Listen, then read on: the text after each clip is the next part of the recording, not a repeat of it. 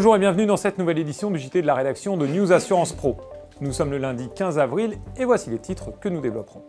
Nous ferons le point dans ce JT sur la situation des agents généraux avec Hervé de Vérac, le président d'AGA. Nous reviendrons ensuite sur l'ANI et sur son adoption par l'Assemblée nationale avant son passage au Sénat dans la semaine.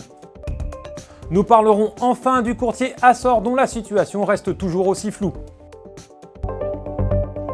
AGA, la Fédération des agents généraux, a déménagé et s'est installée dans le 14e arrondissement de Paris. C'était l'occasion d'aborder avec Hervé de Vérac les rapports de la fédération avec les assureurs, mais également certains sujets d'actualité. Les relations sont bonnes, on a des relations assez fréquentes et nourries avec la FFSA. Cette année a été une année riche en sujets communs. Il y a eu, souvenez-vous, la DIA2 d'abord, qui a généré cette position commune qu'on a eue avec la FFSA et d'ailleurs nos amis courtiers également. Il y a eu ensuite tous les débats sur les discussions sur l'ANI, donc au mois de janvier, qui ont également rapproché les points de vue. Je crois aujourd'hui que les compagnies d'assurance, distribuant par agents généraux d'assurance et AGA, donc sont aujourd'hui en phase pour dénoncer cette dénaturation de la mutualisation au travers des clauses de désignation. On est en plein dedans. Donc les relations sur ces aspects-là sont bonnes. Et je pense que les sujets ne sont pas terminés, puisque vous savez que derrière le sujet de l'ANI, ou en parallèle, puisque ce n'est pas terminé, s'ouvre déjà donc le sujet de la résiliation et du projet de loi Hamon. Oui, nous allons continuer l'action parce que la guerre n'est pas finie. Ce que je dis souvent, c'est qu'il y a parfois des combats qui sont plus beaux que des victoires, et en tout cas, il n'y a jamais de victoire sans combat. Donc on continuera et on ira jusqu'au bout. Alors au bout, c'est quoi? Qu'est-ce qu'on a déjà fait? On a sollicité tous nos présidents de région, de structure, les 21 présidents de région, en leur demandant d'écrire à tous les députés et sénateurs donc, de leur ressort géographique, ce qui a été fait. Nous avons à ce jour un peu plus d'une cinquantaine donc, de retours donc, de députés qui nous ont répondu par écrit en disant « Oui, nous avons fait un amendement, oui, nous avons fait une proposition d'amendement, oui, nous avons fait une question écrite, oui, nous voterons contre. » Nous avons également sollicité nos confrères, c'est-à-dire les agents généraux, les 12 500 agents généraux. Nous leur avons écrit, nous leur avons demandé de nous apporter leur soutien. Nous avons aujourd'hui plus de 5000 soutiens, donc soutien papier. Et effectivement, nous préparons une nouvelle action qui va consister, parce que c'est normal, quand vous sollicitez les agents sur de telles actions, il faut ensuite rendre compte des actions que vous menez.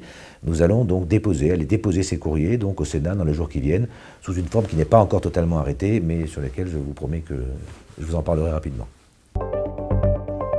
AGA prévoit une action dans la semaine dont nous vous parlerons d'ailleurs en détail. La transition est toute trouvée car nous restons sur le sujet de l'ANI. La semaine passée, l'accord était à l'Assemblée nationale et la grande majorité du secteur a connu une nouvelle désillusion. Un reportage de Magali Vogel.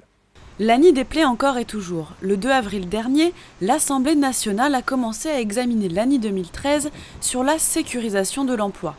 Un texte très vite adopté puisque 7 jours plus tard, l'Assemblée annonçait avoir statué.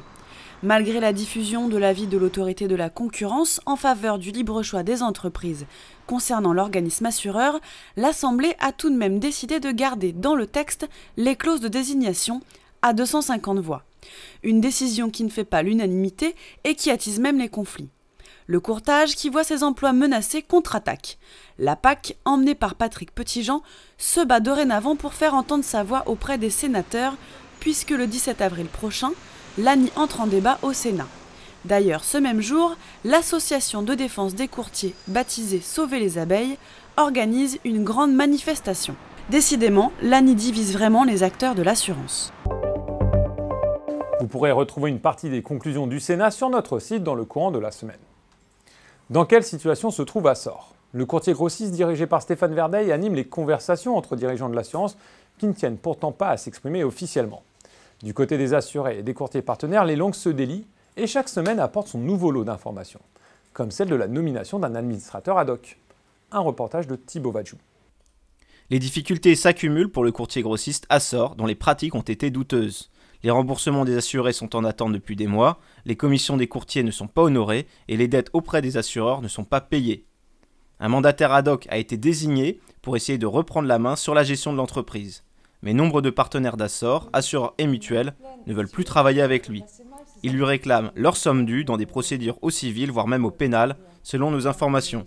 De nombreux nantissements de fonds de commerce ont été portés, les assureurs et mutuelles craignant visiblement un défaut de paiement de la société de la rue Cortambert. Accor ne fournit aujourd'hui pas d'explication à cette situation. Après avoir annulé un plan social en mars, Le courtier affirme pourtant être sur le point de trouver un nouvel investisseur, venant à sa rescousse. Mais celui-ci n'est toujours pas connu. Vous pourrez retrouver le sujet en une du prochain numéro de notre hebdomadaire papier et un très long développement sur le site. Un format également plus long de l'interview d'Hervé de Vérac sera disponible dans l'hebdo.